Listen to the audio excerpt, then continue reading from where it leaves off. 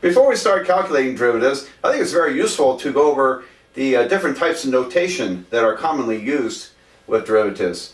And notation is important in math. It's part of the language of mathematics. Now, for example, we often express a function as a function of x. So y could equal to, let's say, x cubed minus 3x plus 5. All right, so you have y equal to a bunch of stuff on the right side. And instead of writing y, sometimes we write f of x, which means f is a function of x. That's what it says. And so this is useful sometimes for the ways of notating things in algebra and also in calculus. So when it comes to derivatives, one way is to call it the derivative dy over dx. And now this is the differential form of delta y over delta x. When you see delta, and this is an uppercase Greek letter delta, it means the change in x's divided by the change in y's. Do you remember what that is? That's the slope formula. That's the slope calculation. And but when you take it down to the infinitesimal level through the definition of derivative, we call them differentials. So dy is called the differential of y divided by the differential of x.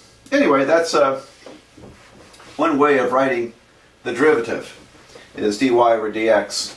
Another one is you can make it a little more elaborate. You could call it df over dx, or df of x over dx. Okay, so different ways of writing this. And of course, the bottom variable could be something else. I mean, if you had a function q of t equal to let's say 13e to the negative 4t, made up a function, quantity based on time is equal to this, then the derivative, if I take the derivative, I'm going to take the derivative with respect to the input variable t. So in this case, we've got dq over dt instead of dy over dt, dy over dx. Anyway, so yeah, most of the time I'm probably working with y's and x's, like most people do, but occasionally I guess we gotta throw in some different letters to shake things up. All right, now another shorter notation for derivatives is the y prime type notation. So y prime, so we call that, and it means first derivative of x, first derivative of y with respect to x. It means exactly this, and so it's a little apostrophe-like symbol, and now it could also be f prime or f prime of x. So, and if you go on to second derivatives, it would be y double prime or f double prime, f double prime of x. Third derivative would be 3 of these marks, and so on. All right, I mean, if you get up to the fourth derivative, we usually start writing numbers up there. Okay. Well, this covers most of what you would see in calculus textbooks. There's another type of notation which you don't see very often. Let's see, operator notation. For example, dy, capital D, applied to y. It means the derivative of y. And so here it'd be df or df of x.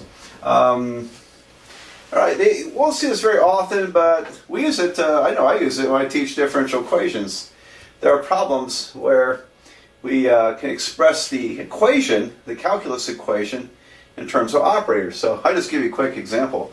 So you had y double prime plus 2y prime plus 4y equal to sine of t.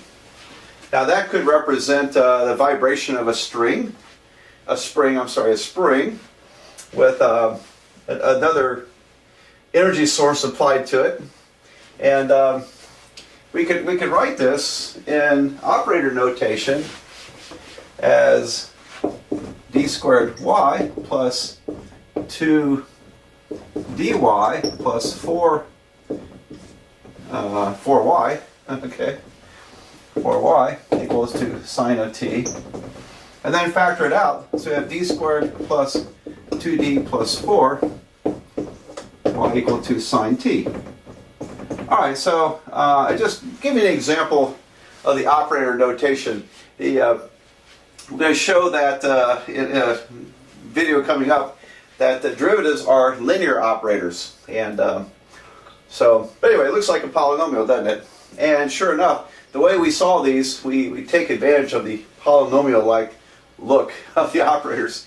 All right, so let's get way ahead of ourselves. That's in another course called differential equations. But anyway, I wanted to give you a yet another type of notation. Now, when it comes to second derivatives, let me go back over that. Sometimes the second derivative in this notation would be written as, instead of y double prime, could be d squared y over dx squared. So that's a second derivative type of notation. We could write this as, d squared f over dx squared, and so on. Third derivative would have a 3 up here and a 3 down there. Now it might look a little odd. Well, how come we put the exponent on the end here but in the middle there? And that's because the second derivative is the derivative of the first derivative. And so when I take the derivative of the first derivative, it looks algebraically like I've got a d squared times y over dx times dx. So that's why the 2 is up there in the middle. Okay, and that's again, that's taking advantage of the linear operator property of derivatives.